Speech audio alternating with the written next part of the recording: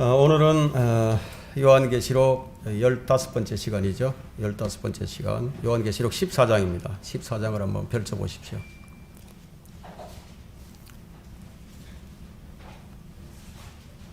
오늘 요한계시록 14장의 주제를 땅의 곡식과 땅의 포도송이로 정했습니다. 오늘 우리가 공부할 이 내용이 6단락으로 나누어서 공부를 하려고 합니다. 14장 이제 1절로부터 5절에는 이제 하늘에 있는 14만 4천 명, 그리고 6절로부터 7절에는 대환란이 끝나감을 알리는 영원한 복음, 그리고 8절부터 12절까지는 끝까지 견뎌야 하는 환란 성도, 그리고 13절에는 환란 성도들의 죽음과 보상, 14절부터 16절까지는 환란 끝나기 전에 있을 휴거, 그리고 17절부터 20절까지는 진노의 잔입니다. 포도송이를 거두게 되는 진노의 잔이죠. 자, 먼저 14장 1절로부터 5절에 있는 하늘에 있는 14만 4천 명에 대해서 살펴보도록 하겠습니다. 1절부터 5절까지 읽겠습니다. 또 내가 쳐다보니 보라, 어린 양이 시온산 위에 서 있고 그와 함께 14만 4천 명이 있는데 그들의 이마에는 그의 아버지의 이름이 써여 있더라. 또 내가 하늘에서 나는 소리를 들으니 많은 물소리와도 같고 큰 천둥 소리와도 같더라. 또 내가 하프 타는 자들의 하프 소리도 들었노라. 그들이 보좌 앞과 네 짐승과 장로들 앞에서 새 노래 같은 것을 불렀는데 땅에서 구속을 받은 14만 4천 명 외에는 그 노래를 배울 사람이 없더라.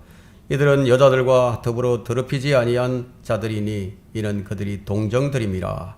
이들은 어린 양이 어디로 가든지 따라가는 자들로 하나님과 어린 양께 첫 열매들이 되어 사람들 가운데서 구속을 받았느니라. 그들의 입에는 교활함을 찾아볼 수 없는 것은 그들이 하나님의 보좌 앞에서 흠이 없기 때문이라. 자, 1절에 보면 이제 시온산과 어린 양이 나오게 됩니다. 이 어린 양이 지금 이제 시온산 위에 서 있고요. 그와 14만 4천 명이 지금 이 시온산에 있습니다. 우리가 계시록 7장 4절에서 14만 4천 명이 처음 언급되었을 때 그들은 이제 환란을 통과하기 위해서 인장으로 표를 받고 땅에 있었습니다. 그런데 지금 본문 1절에 나오는 이 장면은 지금 땅이 아니죠. 하늘이에요. 여기 등장하는 이제 이 무리들은 휴거가 된 것입니다. 그래서 이 4절에서 보면은 14만 4천 명이 누구인지 이제 밝혀주는데요. 이 14만 4천 명이 이스라엘의 12지파에서 나온 유대인 동정들임이 이제 밝혀지고 있습니다. 지금 이들이 있는 이 시온산은 셋째 하늘에 있는 시온산인데 이 시온산에 대해서 이제 문제를 제기하는 자들이 있습니다. 로마 가톨릭과 이제 개신교들인데요. 이들은 이제 1절에 이 시온산을 자신들의 교회를 나타낸다고 주장을 합니다. 하지만 이 시온산은 교회와는 아무런 관련이 없죠. 왜냐하면 그들의 주장이 어떻게 잘못된 것인지 우리가 먼저 성경의 주장을 확인해 본다면은 우리는 이제 북쪽 빈 공간이 무엇인지를 우리가 잘 알고 있습니다. 그것은 교회와 상관이 없는 문자적이고 또 실제적이죠. 어떤 사물도 아니고 한 장소를 말하고 있습니다. 그래서 히브리서 10장 22절을 보게 되면 그러나 너희는 시온산과 살아계신 하나님의 도성인 하늘의 예루살렘과 무수한 천사들과, 자, 이제 이 말씀을 읽는 사람들은 이제 무엇을 알게 되죠? 자, 이 시온산과 이 도성이 이제 하늘에 있는 것이지 땅에 있는 것이 아니라는 것을 알게 되죠. 바보가 아니라면 이 구절을 읽고 땅 위에 있는 장소로 생각하는 사람은 아마 아무도 없을 거예요. 자, 이 산이 이제 어디에 있는지 어디에 있는 산인지 우리가 에스겔 28장 14절을 한번 살펴보겠습니다. 에스겔 28장을 한번 펼쳐보십시오.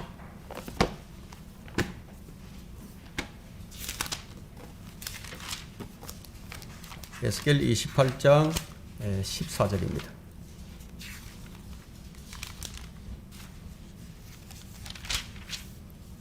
너는 기름 부음을 받은 덮는 그룹이라. 내가 너를 그렇게 세웠더니 네가 하나님의 거룩한 산 위에 있었고 네가 불의 돌들 가운데를 위아래로 걸었도다. 자, 여러분들이 지금 이 계시록 이 4장과 이제 5장을 기억해 본다면은 북쪽 끝이 이제 우주 위에 있는 하늘임을 이제 알게 될 것입니다.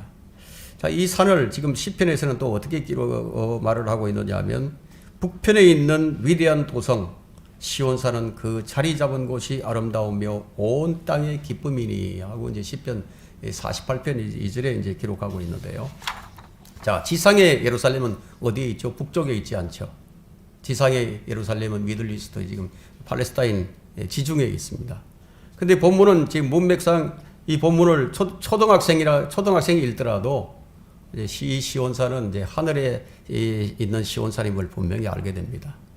그런데 가톨릭이나 개신교는 이 시온산을 교회라고 주장을 하게 되죠.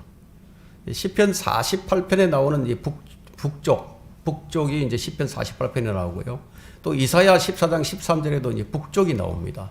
이 북쪽은 이제 은하계를 넘어서 별자리를 너머에 있죠. 이것을 아는 데는 뭐 우리가 무슨 지성이 필요한 게 아니에요. 과학의 힘을 빌릴 필요도 없습니다. 이 책을 그냥 읽으면 그냥 무조건 쉽게 알게 되는 겁니다. 근데 요즘 교인들은 이 성경을 공부하지 않아도 되는 것처럼 생각을 하죠. 저 목사의 말만 잘 듣고 교회만 열심히 다니면 되는 줄로 압니다. 그렇다면 만일 그 목사가 잘못 알고 잘못 가르치게 되면 어떻게 되겠어요? 주님은 내가 한 그 말이 너희를 마지막 날에 심판을 할 것이라고 말씀하셨는데 그 말씀이 잘못되어 버리면 잘못 가르치게 되면 어떻게 되죠? 이것은 이 말씀은 무슨 말씀이냐면 잘못 알고 잘못 실행하는 것에 대한 책임을 각 개개인에게 지우겠다는 말씀이죠. 각 개개인의 책임이 있는 겁니다. 주님을 사랑했는지의 척도가 무엇이죠? 우리가 주님을 사랑한다. 이 척도가 무엇입니까? 사람이 빵으로만 사는 것이 아니요 하나님의 입에서 나오는 말씀으로 사느니라. 바로 이것이에요. 우리가 하나님 말씀으로 우리가 살고 있다면 우리는 주님을 사랑하고 있는 겁니다. 예수님은 성경을 상고하라고 말씀하셨고요. 또 바울은 또 네가 하나님의 말씀을 올바로 나누어 자신이 하나님 앞에 부끄럽지 않는 일꾼으로 인정받을 수 있도록 공부를 하라고 했습니다. 그러므로 이 말씀에 대한 책임은 전적으로 각 개개인이 달려 있습니다. 우리가 부끄러움을 당할 것인가 아니면 인정을 받을 것인가 이것은 각자의 몫이죠. 자, 이게 이제 시온산이 두 개가 있는데 자, 하나는 땅에 있고 다른 하나는 지금 하늘에 있다 이거예요. 여러분 갈라디아서 4장을 이제 보셨으면은 땅의 도성인 예루살렘은 지금 그녀의 자녀들과 함께 이 땅에서 지금 종로로 타고 있다고 얘기합니다. 갈라디아서 4장이죠. 그러나 하늘에 있는 도성인 새 예루살렘은 우리 모두의 어머니라고 얘기를 합니다. 자, 이렇게 본다면 그들의 주장이 얼마나 잘못된 것인지 알 수가 있겠죠. 자, 2절에는 새 노래와 동정들이 나오는데요. 하늘에서 지금 14만 4천 명이 악기로 지금 주님을 찬양하고 있는데 그들에게 뭐가 주어졌냐면 하프가 주어져 있습니다. 근데 특이한 점은요. 땅에서 구속을 받은 이 14만 4천 명 외에는 그 누구도 이 노래를 배울 수가 없다는 점입니다. 이들이 계시록 7장 4절에서 처음 언급되었을 때 그들은 환란을 통과하기 위해서 자기 이마에 하나님의 이름으로 인을 받아서 이 땅에 있었는데 지금 14장에서는 하늘에 있는 것으로 볼 때요. 이 시제는 지금 시제상 거의 지금 환란 끝부분에 이르는 것을 알 수가 있습니다. 이들이 부르고 있는 이 노래는 새 노래는 모세의 노래와 어린 양의 노래예요. 두 가지의 노래를 부르죠. 이들은 지금 구약의 모세와 관계가 있습니다. 이 두 노래를 부르고 있다는 것은 또 어린 양의 노래를 부르는 것으로 볼 때 예수님과에도 관계가 있죠. 그래서 모세처럼 그들은 하나님의 계명들을 지켜야 하고 또 어린 양의 노래인 예수를 지금 믿음을 지키는 사람들이 바로 이 노래를 부르고 있는 거죠. 그래서 우리가 이제 계시록 14장 12절을 보면요.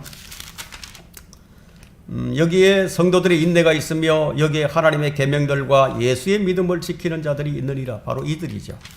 이들이 바로 이 노래를 부릅니다. 자, 이것을 볼 때 이제 대환란 때의 구원은 믿음과 행위의 결합인 것을 알 수가 있습니다. 이것은 마태복음과 일반 서신에서 잘 나타나고 있죠. 마태복음의 특징과 일반 서신의 특징입니다. 예수님에 대한 믿음에 거기다가 모세의 율법이 더해지는, 말하자면 끝까지 견뎌야만 구원을 받는다는 거예요. 끝까지 견뎌서 구원을 받은 이들이 모세의 노래를 부른다 이거예요. 이 모세의 노래는 이제 신명기 32장에 잘 나오고 있죠. 자, 이 동정들이 부르는 노래가 어떤 노래이냐? 자, 모세의 노래를 먼저 살펴보겠습니다. 모세의 노래처럼 하나님의 계명들을 지키고 또 어린 양의 노래인 예수의 믿음을 지키는 이들이 12절을 우리가 방금 읽어보았죠. 여기에 성도의 인내가 있으며 여기에 하나님의 계명들과 예수의 믿음을 지키는 자들이 있느니라고 하더라. 그런데 대환란 때예요. 대환란 때의 복음을 지금 이 시대에 적용하는 부류들이 있어요. 그들이 바로 이제 알미니안주의자들인데요. 그들은 끝까지 견뎌야 구원을 받는다고 지금 이 시대에다 적용을 시키죠. 이게 이제 잘못된 복음을 지금 전하고 있는 거죠. 이 동정들은 대환란 때에 사탄의 공격을 받게 됩니다. 17절을 한번 볼까요? 본문 17절에 그러자 그 용이 여인에게 분노하여 여인의 씨 가운데 남은 자들, 즉 하나님의 계명들을 지키며 예수 그리스도의 증거를 가진 자들과 싸우려고 나아가더라. 여기 이제 하나님의 계명은 이제 모세의 율법을 가리키고 또 예수 그리스도의 증거는 이제 어린 양의 피로 인한 이제 구원을 얘기하고 있죠. 자, 이 환란의 구원은 이 구절들을 통해서 바로 믿음과 행위의 결합임을 우리가 분명하게 이제 확인할 수가 있습니다. 여러분들이 야고보서 1장 1절에서 이와 같은 구절들을 보았을 터인데, 야고보서는 계시록 7장에서 보는 것과 같이 이제 널리 흩어져 있는 이제 12지파에게 쓰고 있는 그런 책입니다. 대상이 유대인들이죠. 그러므로 이제 야고보서 2장의 행위로 어렵게 됨을 말하고는 이 부분은 교리적으로는 대환란 때의 이 12지파를 향한 것입니다. 자, 4절을 보겠습니다. 4절. 4절에는 이들은 여자들과 더불어 더럽히지 아니한 자들이니 이는 그들이 동정임이라고 했어요. 이제 이 선택된 이 사람들은 모두 미혼의 남성이에요. 여자와 더럽히지 않았음을 이제 주목해 볼 필요가 있는데, 이들은 신부들이 아니에요. 그리고 그리스도의 교회도 아닙니다. 그리스도의 몸은 지체가 많아도 한 몸이에요. 그러나 지금 이 고린도후서 11장 2절에서 한 순결한 처녀로 이제 우리가 단수로 교회는 불리고 있고, 또 여기 지금 14장 1절부터 5절까지 등장하는 이 무리들은 지금 동정들이에요. 동정들. 14만 4천 명이라는데 동정들 복수로 불립니다. 단수와 복수의 차이로 우리는 이 교회 시대와 이 환란 시대를 이제 구분 지을 수가 있습니다. 또한 마태복음 25장 1절에 10명의 처녀들도 단수가 아닌 이제 복수로 표현되고 있는데요. 이들은 끝까지 견디어서 신랑을 맞이하는 무리들입니다. 이들은 혼인잔치에 참여할 뿐이지 어린 양과 결혼을 하지 않습니다. 시편 45편 13절과 14절에는 어린 양의 혼인잔치에 관하여 상세하게 지금 나와 있는데요. 시편 45편 13절과 14절을 한번 펼쳐보겠습니다.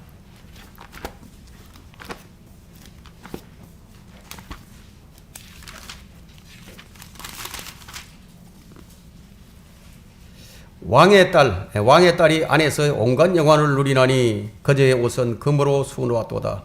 그녀가 수놓은 옷을 입은 왕께로 인도될 것이요 그녀를 따르는 그녀의 동료 처녀들도, 여기 나오죠. 그녀의 동료 처녀들도 왕께 인도되리니, 바로 이 동정들이 바로 이 동료 처녀들이에요. 오늘날 이 자신들이 14만 4천 명이라고 주장하는 무리들이 꽤 많이 있어요. 여호와 정인들이나 신천지나 또 이 안식교도인들인데, 만일 이들이 정말 14만 4천 명이 맞다면, 그들이 정말 14만 4천 명이 맞다면 그들은 예수의 증거를 가지고 있어야 하고 또 하나님의 계명들을 지켜야 하겠죠. 모세의 율법을 지켜야 하고 모세의 노래도 불러야 하고 결혼도 하지 않아야 되는데 그들은 결혼을 합니다. 그들은 모세의 노래도 부를 줄도 몰라요. 자, 이 동정들은 짐승의 표도 받지 않아야 하고 그들이 이마에 하나님의 이름으로 인장을 표시를 받아야 되는데 이 사람들은 지금 그런 증거들이 하나도 없어요. 그럼 그들이 누굽니까? 가짜들이죠. 가짜들. 이 5절은 재림 직전의 한 장면으로서 환난 성도들은 끝까지 믿음을 지켰고 짐승의 표를 받지 않음으로써 이 사탄을 이겼습니다. 그리고 모세의 율법도 지켰고 예수 그리스도를 그들의 구주로 믿어서 구원도 받았습니다. 하지만 이제 여기서 구원을 잃어버리는 자들도 또 나옵니다. 환난 성도들 가운데는 구원을 잃어버리는 자들이 있는데요. 이 14만 4천 명은 구원을 잃어버리지 않죠. 그런데 14만 4천 명이 정확하게 7장에서 14장에도 14만 4천 명으로 표시되어 있기 때문에 거기서는 단 한 사람도 구원을 잃어버린 자가 없는 것이죠. 자, 그들이 이제 이 환난 성도들이 구원을 잃어버리는 이유가 뭐냐? 믿음을 끝까지 견디지 못했기 때문입니다. 믿음을 끝까지 지키지 못했어요. 그래서 두 번째 단락에서 이제 6절에서부터 7절에는 이제 영원한 복음이 나옵니다. 이 영원한 복음은 이 복음이 전파됨으로써 이 대환란이 끝나간다는 것을 알려줍니다. 이 영원한 복음이 선포되지 않으면 대환란이 언제 끝날지 알 수가 없죠. 그 영원한 복음이 이제 무엇인가 하면 6절과 7절에 이제 나오는데요. 천사가 복음을 전합니다. 사람이 전하는 게 아니에요. 영원한 복음은 이 땅에 사는 자들과 모든 민족과 족속과 언어와 백성들에게 창조주 하나님을 두려워하고 그분께 경배하라는 것이거든요. 그래서 조금만 더 참고 기다리라는 거예요. 지금 대환란이 지금 끝나가고 있고 또 큰 바벨론에 대한 심판이 이르렀다면서 지금 희망의 메시지를 전하는 거예요. 이 영원한 복음은 대환란 끝에 한 천사가 전하게 될 복음이에요. 그럼에도 지금 이 시대에 이 영원한 복음을 전하는 자들이 들어있죠. 저도 가끔 그런 사람들 자주 봤습니다. 책자를 만들어서 지하철 입구에서 전해주고 하는 자들이 있는데요. 만일 시대를 구분하지 못해서 다른 복음을 전하게 되면 어떻게 되느냐 하면 갈라디아서 1장 6절에 따라서 저주를 받게 됩니다. 지금 이 영원한 복음에는 부활도 없어요. 그리스도의 십자가도 전해지지 않습니다. 거듭남에 관한 말 한마디도 없어요. 그럼 성경의 진리가 사람을 혼란시키는 경우가 꽤나 많이 있죠. 이런 복음을 잘못 전해버리면 사람이 혼란해져 버린다. 이 복음도 예외가 아니에요. 왜 혼란스러운가 하면요. 우리가 그걸 좀 살펴본다면 사도행전 2장에서 베드로가 전하는 복음과 또 사도행전 10장 이후로부터 전하는 복음이 달라요. 그리고 여기 지금 계시록 14장에서 한 천사가 전하는 영원한 복음은 너무 다르죠. 자, 이것을 구분하지 못하게 되니까 다른 복음을 전한다. 만약 이것을 이 세 가지가 나와 있다. 이 세 가지가 나와 있는데 첫째는 하나님의 은혜 복음이죠. 그 다음에 바울은 이 복음을 나의 복음이라고 불렀어요. 하나님의 은혜 복음이 있습니다. 그 다음에 왕국 복음이 있죠. 왕국 복음, 천국 복음이죠. 그리고 영원한 복음, 이 세 가지가 복음이 있는데 그러면 어떤 걸 골라 잡아야 되죠? 어떤 걸 골라 잡아야 되잖아요. 이것을 구분하지 못하면 뭔가 골라 잡아야 되는데 성경을 모르면 아무 것이나 지금 전하게 되는 것은 자명한 이치예요. 성경을 똑바로 알아야 되겠죠. 사도행전 2장에서 복음을 전파할 때는 이제 AD 33년경이에요. 그는 구약의 계시만을 전파했습니다. 베드로가 전한 그 사도행전 2장의 그 설교는요, 구약의 내용이에요. 그 이후에 이제 바울이 고린도전서 15장과 또 갈라디아서 1장에서 전파할 때는 하나님의 은혜의 복음만을 전거했습니다. 예수님은 부활하시기 전에 또 마태복음 24장과 25장에서 끝까지 견디야 구원을 받는다고 이제 왕국 복음을 말씀해 주셨죠. 그럼 바울은 에베소서 2장에서 지금 은혜의 복음만을 이제 말하고 있습니다. 이렇게 복음의 차이가 있어요. 지금 이 시대에는 하나님의 은혜의 복음만이 전해져야 하는 거죠. 그 다음에 세 번째 단락은 8절부터 12절까지인데 끝까지 견뎌야 하는 환난 성도들이 주제가 됩니다. 8절은 이제 한번 8절부터 보겠습니다.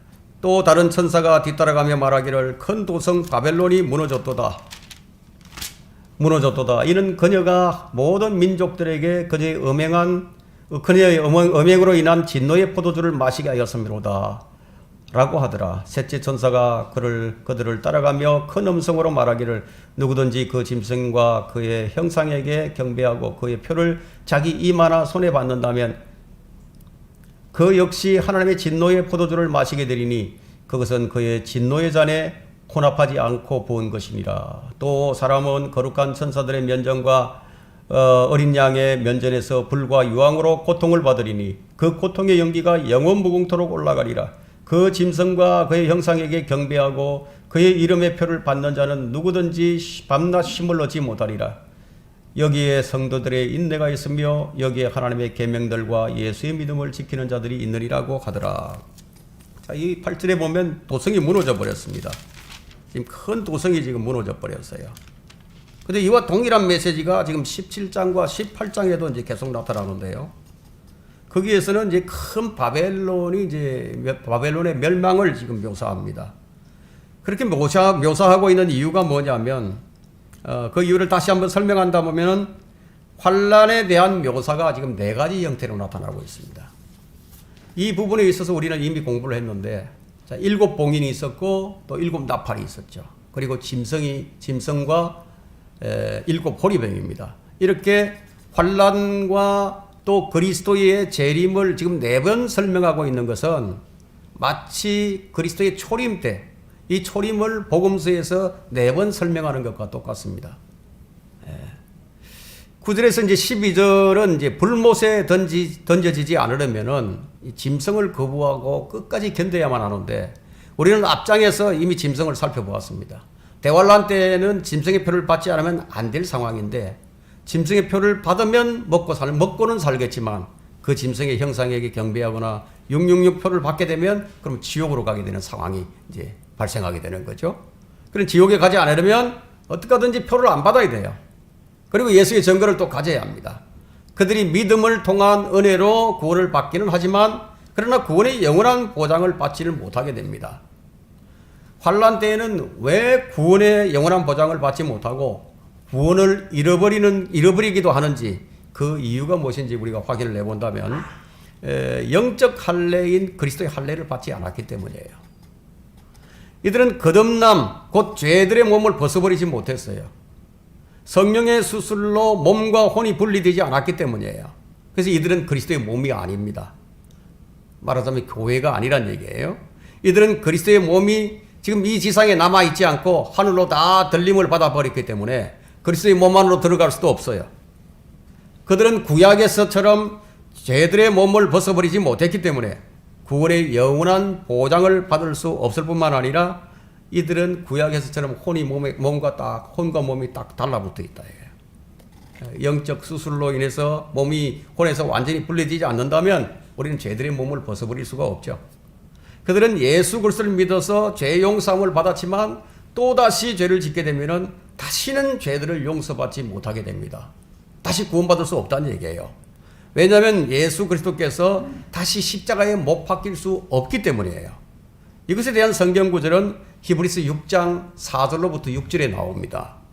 한번 깨우침을 받고 하늘의 선물을 맛보며 성령의 동참자가 되고 하나님의 선한 말씀과 오는 세상의 능력을 맛본 자들이 만약 떨어져 나간다면 다시 새롭게 하여 회개시킬 수 없나니, 회개가 안 된다는 얘기죠. 회개시킬 수 없나니 이는 그들이 스스로 하나님의 아들을 다시 십자가에 못 박아 공개적으로 조롱함이라. 이렇게 했기 때문에 다시 구원을 못 받게 됩니다. 자, 이때 구원은 굉장히 이제 매우 조건적인 상황인데, 그들은 믿음의 입증이 필요합니다. 우리는 그냥 믿으면 이제 구원을 선물로 받게 되지만 이들은 믿고 이제 입증을 해야 된다. 그 믿음을. 믿음과 행위로 이제 구원받는 기간인데, 말하자면 이 기간이 이방인에 대해서 다시 유대인의 때로 바뀌는 전환기적인 시대예요. 유대인들이 지금 주도권을 지금 회복하는 그런 시대이기 때문이에요. 이때는 이제 모세의 율법이 행해지게 되는데, 그래서 이들은 믿음과 행위로 구원을 받게 됩니다. 이것이 바로 12절에 얘기하고 있죠. 12절이 성도들의 인내가 있어야 된다. 끝까지 견뎌야 된다는 거죠. 하나님의 계명들도 있죠. 예수의 믿음을 지킨다. 이렇게 해야 이제 구원을 받게 됩니다. 이제 네 번째는 13절인데요. 환난 성도들의 죽음과 보상입니다. 13절에 또 내가 하늘에서 나는 음성을 들었는데 나에게 말씀하시기를 기록하라. 이제부터 주 안에서 죽은 자들은 복이 있도다. 성령께서 말씀하시느니라. 이는 실로 그들은 자기들의 수고를 거치고 쉴 것이요 그들의 행위가 그들을 따를 것임이라고 하시니라. 환난 때 이제 죽은 성도들이 그들의 몸으로 행한 일들을 이제 평가받는데요. 그들은 그리스도인들이 받는 그리스도의 심판석에서 보상을 받는 것이 아닙니다. 그들은 큰 백보자 심판에서 나중에 이제 심판을 받게 됩니다. 이것은 이제 계시록 11장 18절에서 우리가 이미 이제 공부한 바 있기 때문에 넘어가도록 하겠습니다.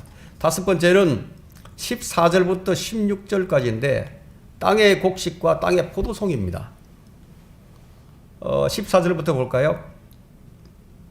또 내가 쳐다보니 보라 흰 구름이라. 그 구름 위에 인자와 같은 이가 앉았는데 그분의 머리에는 검면류관을 썼고 손에는 예리한 낫을 가졌더라. 그때 다른 천사가 성전에서 나와 구름 위에 앉으신 그분께 큰 음성으로 부르짖기를 주의 낫을 대어 곡식을 거두소서. 여기서 이제 곡식을 잘 기억하시고요.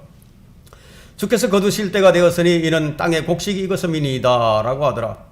곡식이 익었으니까 거둬야 되겠죠. 그러자 구름 위에 앉으신 이가 그의 낫을 땅에 대어 땅에서 곡식을 거두시더라. 곡식을 거두고 있습니다. 인자와 같은 이가 출현해서 땅에 곡식을 거둬들이는데 이것은 환란이 끝날 즈음에 있을 지금 휴거를 얘기하고 있는 거죠. 인자와 같은 이는 물론 예수 그리스도신데 그러나 여기서는 지금 뭘로 나타나죠? 인자와 같은 이로 나온다. 인자와 같은 이.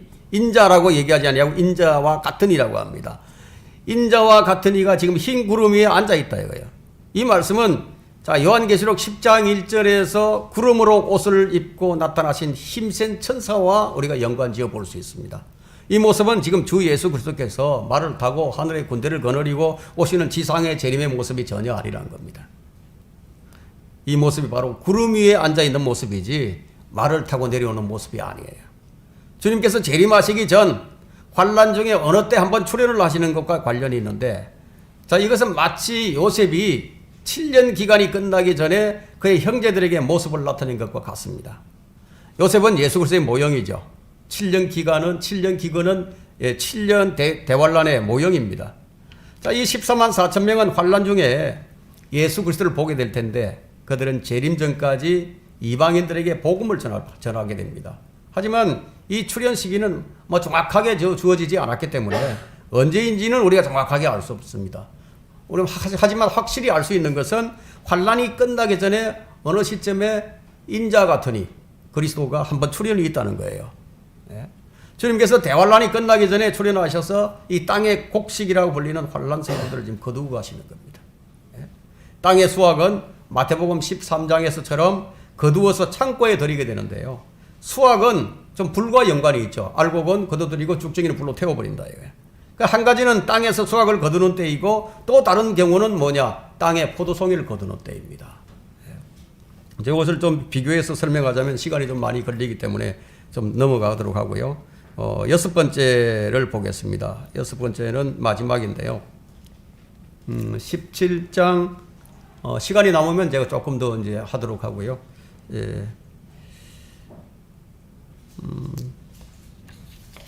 시간이 5분. 봐도 되겠네요. 제가 땅의 곡식과 땅의 포도송이를 좀 비교를 해본다면은 이제 수확자가 누구냐? 땅의 곡식을 수확하는 자는 인자 같은 이고 또 이 땅의 포도송이를 수확하는 자는 예리한 낫을 가진 천사라고 지금 17절에 나옵니다. 그 수확하는 자의 모습은 어떠냐면은 자 머리에 검면류관을 쓰고 예리한 낫을 가지신 분이 구름 위에 지금 앉아 있어요. 이것이 14절이죠. 이 땅의 곡식을 거둡니다. 그런데 이 땅의 포도송이를 거두는 자는 17절에 보면 손에 예리한 낫을 가지고 있어요. 조금 이제 좀 달라요. 자, 추가로 등장하는 인물도 또 다릅니다. 15절에 보면 다른 천사가 곡식을 거두게 나타나고요. 또 이 땅의 포도송이는 불을 다스리는 권세를 가진 자가 또 다른 한 천사가 또 나옵니다. 18절에 나오고요. 이제 그 후의 일들이 이제 또 나오는데 이 땅의 곡식의 이게 보면요. 16절에 보면 그러자 구름 위에 앉으시니가 그의 낯을 땅에 대어서 땅에 곡식을 거두시더라. 예. 이 달이 나타나서 지금 이제 곡식을 거두고 있습니다. 그리고 땅의 포도송이는 19절과 20절에 나옵니다. 이거 나중에 또 살펴보도록 하고요. 자, 좀 이제 시제의 차이가 있다는 것을 여러분들이 좀 이제 아셔야 되는데, 땅의 곡식을 거둘 때는 대환란이 끝나기 전이에요. 끝나기 전에 인자가 출현하죠. 그런데 이 땅의 포도송이는 대환란이 끝이 나도요. 거의 주의 재림과 함께 이제 아마겟돈 전쟁을 얘기하고 있습니다. 이 사건의 특징을 보게 되면은 이제 인자와 구름이 나타난 것으로 볼 때 이제 휴거를 가리킬 수 있고요. 그리고 이제 이 땅의 포도송이는 말과 군대가 나타난다. 그러니까 지상의 재림을 이제 볼 수가 있죠. 자, 그럼 이제 여섯 번째 마지막을 보겠습니다. 진노의 잔입니다. 17절부터 20절까지는요. 지상 재림인데요. 17절 보겠습니다. 그 후에도 또 다른 천사가 하늘에 있는 성전에서 나오는데 그 역시 예리한 낫을 가졌더라. 불을 다스리는 권세를 가진 또 한 천사가 제단에서 나와 예리한 낫을 가진 자에게 큰 소리로 외쳐 말하기를 너의 예리한 낫을 대어 땅의 포도송이를 거두라. 이는 그 포도들이 다 익었음이라고 하더라. 그러므로 그 천사가 낫을 땅에 대어 땅의 포도송이를 거두어서 하나님의 진노의 큰 포도즙틀에 던져 넣으니라. 그 포도즙틀이 도성 밖에서 짓밟히리니 그들에게서 피가 흘러나와 말고삐까지 닿고 1600 스타디온까지 퍼지더라. 예리한 낫을 가진 한 천사가 지금 땅에 포도송이를 수확해서 하나님의 큰 포도즙 틀에다가 집어 던져 넣는 사건이에요. 이 사건은 지금 재림 때 있을 것인데요. 하나님께서 자신의 원수들을 지금 멸하시는 것을 지금 큰 포도즙 틀을 밟는 것으로 지금 묘사합니다. 주님은 18절에서 이 예리한 낫을 가진 천사를 통해 땅의 포도송이를 수확하시는데 이것은 좋은 의미가 아니에요. 어찌 보면 달리 생각한다면 뭐 좋게 볼 수도 있겠지만 결코 좋은 의미가 아니에요. 왜냐하면 이 땅의 포도송이는 썰개 포도송이로 불리기 때문이에요. 신명기 32장 32절에서요. 우리가 신명기 32장 31절부터 33절을 제가 읽겠습니다. 그들의 반석이 우리들의 반석과 같지 않음을 우리들의 원수들까지도 스스로 판단하는도다. 그들의 포도나무는 소돔의 포도나무요 고모라의 들에서 나온 것이라. 그들의 포도는 썰개 포도니 그 송이들은 썩며 그들의 포도주는 용의 독이요 독사의 지독한 독이라. 우리의 반석은 예수 그리스도시지만 그들의 반석은 예수 그리스도가 아니에요. 그들의 반석은 적 그리스도예요. 사탄이 그들의 반석입니다. 이 포도주는 계시록 17장 4절에서 6절과 18장 3절에 큰 바벨론 이 여자와 관련이 있는데 그녀는 모든 종교들로 하여금 용의 독을 마시게 하죠. 그리고 이 용의 독을 마시게 해서 취하게 만듭니다. 이 포도송이는 그 사탄과 관련이 있어서 매주 미사 때마다 피를 마시는 가톨릭과 연관이 있고 또 그녀와 연합한 세력들로 유엔이 또 여기에 포함될 것이고요. 거의 모든 나라가 다 여기 지금 참여하게 될 겁니다. 대환란 때는 짐승과 연합한 무리들을 하나님께서 지금 이 진노의 포도즙 틀에 집어 던져 넣으실 것을 지금 예고하고 있는 것입니다. 그들은 하늘로부터 재림하시는 예수 그리스도와 그분의 군대를 대적하려고 연합해서 큰 군대를 이끌고 전쟁에 나오게 되겠지만 이것은 하나님의 의도하심이에요. 하나님께서 그렇게 의도하셔서 그렇게 만드신 거죠. 그들은 하나님께서 그들의 마음을 하나 되게 하실 것을 전혀 눈치채지 못하겠지만 그렇게 해서 하나님께서 하나님의 진노의 포도즙 틀에 그들을 한꺼번에 던져 넣어서 이제 복수하실 것을 스파냐 3장 8절이 지금 이것을 보여줍니다. 스파냐 3장 8절에는 주가 말하노라. 그러므로 너희는 내가 일어나서 먹이로 삼는 날까지 나를 기다리라. 이는 내 결심이 민족들을 모으는 것이미니 내가 왕국들을 모아서 그들 위에 내 분노 곧 나의 모든 경로를 쏟으리라. 이는 온 땅이 내 질투의 불로 삼켜질 것임이라. 복수의 날이에요.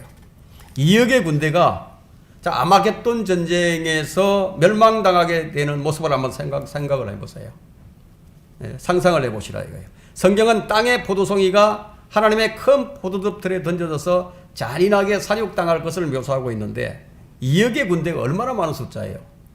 2억의 군대라면 엄청나죠. 지금 현재 전 세계에 있는 모든 군대 다 합해도요. 다 합해서 한 2천만 명 정도밖에 안 돼요. 근데 2억에 10배가 넘는 2억이 나온다요. 그 엄청난 숫자가 지금 2억 명의 피가 흘러나와서 말고피까지 높이까지 납니다. 말고피가 한 이 정도 되죠. 그죠? 그리고 그 길이는 1,600 스타디온, 그러니까 260km까지 흘러게 될 것인데, 바로 이 본문 18절에서 20절이 지금 그들의 종말을 보여주고 있습니다. 이 모든 것은요, 아주 가까운 미래에 이제 곧 일어나게 될 것입니다. 오늘 여기까지 하도록 하겠습니다.